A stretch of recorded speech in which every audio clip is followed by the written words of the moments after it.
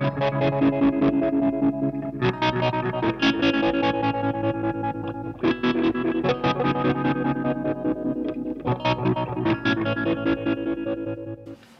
everyone, I'm going to combine a build report and sound demo for this one. The build report's going to be pretty straightforward. I'll get into the reasons why when we look at it. So I'll just combine this one together. So it is the Rullywow Cockit, which is based on I've got his description on the screen because it's just usually best just to read their description instead of trying to make up my own. So he says, this Cockit PCB is inspired by the QZ Cockit effect, which I think he says is a Dunlop effect. I'm not familiar with that. It's called a Dunlop Q zone. This effect is fun as it allows you to mimic a Cockit, perfect for nailing the money for nothing intro. If you don't know what that intro sounds like, then you don't live on planet Earth. Or channeling your inner scorpions. Rock out with your cock-a-doodle-doo. Rock out with your cock-a-doodle-doo out. There you go. I don't really use this type of effect much, so that's just why I'm going to combine these together and give you a quick sound demo of actually what it sounds like. So it's very easy to put together. He's listed it as a modulation effect. If that's the case, which I'm sure it is, it's pretty simple for a modulation effect. So you've got two chips. I think they're actually both, they're both op amps. So they must do some sort of filtering effect on your signal. The op amps must do a filtering effect, which gives it a Cockit effect. You know, kind of sort of makes your signal sound a bit sort of nasally, I suppose. But anyway, I'm not really going to go into the schematic or anything for this one. It's not really my forte. We'll just go over some basic stuff. And again, the build report's going to be simple because it's just a basic. It's nothing that I haven't done out of the ordinary. It's got the epoxy on the front, as you can tell. That's why it looks so good. The paint effect is just a gradient with some. It was some model paint. I just start off with a dark. I start with a purple, so a dark purple, and then I add white. And then I just blend it into the middle and then out again. It's okay. It's not the greatest. It's a good background to put something else over the top. But I went a little bit lazy with the labels. That's why they look so rushed. I'm pretty sure I was in a hurry to smack this one out, which is the story of my life. The knobs you've seen before, really high quality ones. I sell those on my store, of course.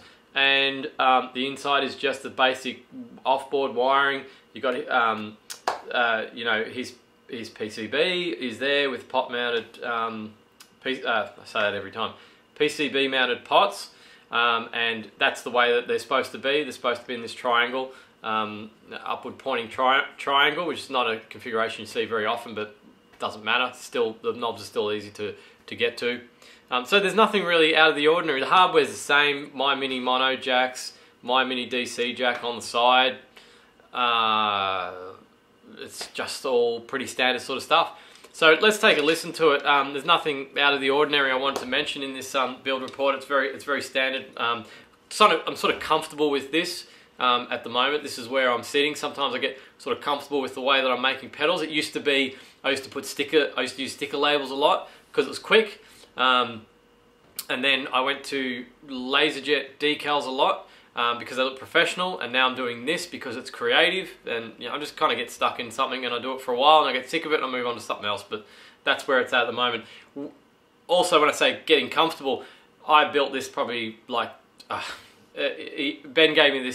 from Rullywow gave me this PCB years ago. I can't even remember how many years ago. It's been a catch up because a little daughter came along 2.5 years ago now. I all of a sudden became very busy. I had a little son, and that was fine. I still had plenty of time. Had a little daughter. It was a different story. Yeah, let's just leave it at that. Yeah, let's have a listen to it.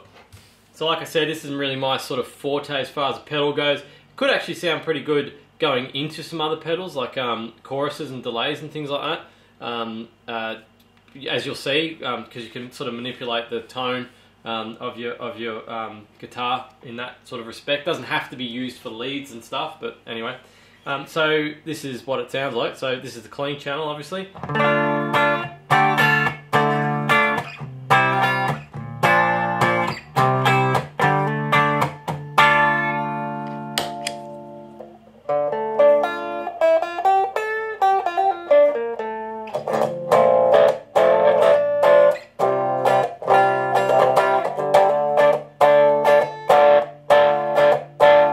Detecting a bit of distortion on that. Maybe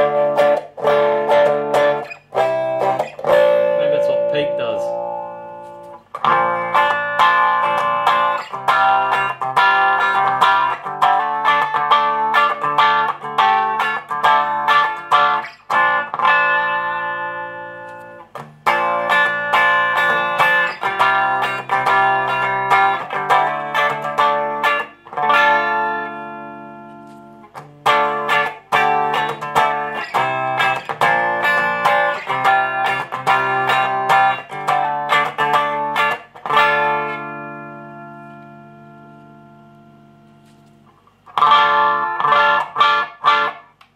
Interesting.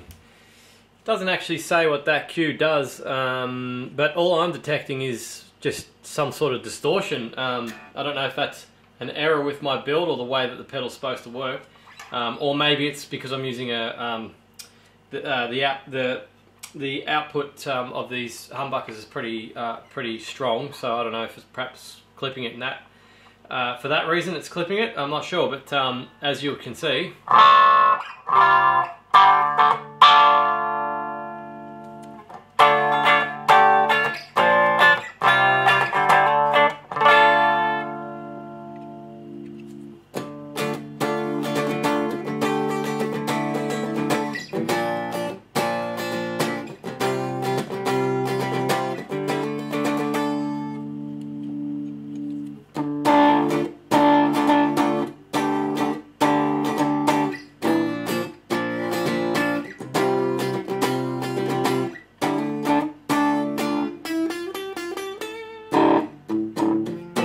I have a feeling that this sounds to me like a phaser. If someone just sort of sat there going like this with the peak control, it'd pretty much be like a phaser. I don't know if that's if it's based around this. Again, modulation is not my forte, but I'm just assuming it just sounds like a phaser to me. And I mean that just sounds like a stuck phaser. And if it had some sort of LFO to actually make that sweep, would that actually cause it to sound like a phaser? Because you know, if I can play something, I mean that sounds exactly like a phaser to me.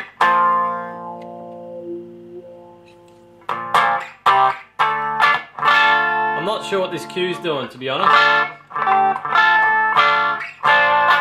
Might be strength, but it makes it distort as well.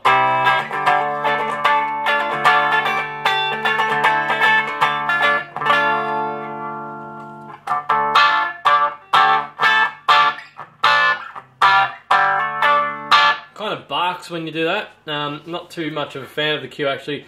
I'd pretty much set that as low as I can without that distortion.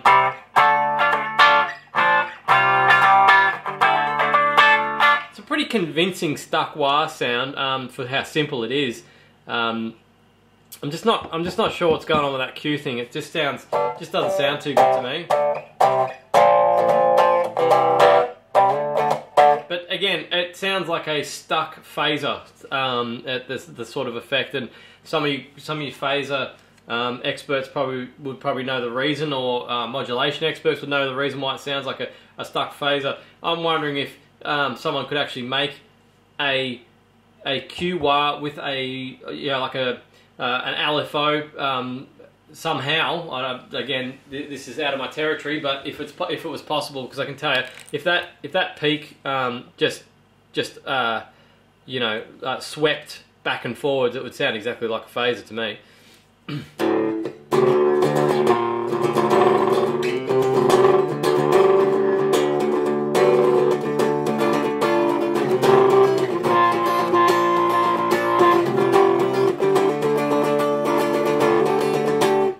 Anyway, that is the Q-Wah.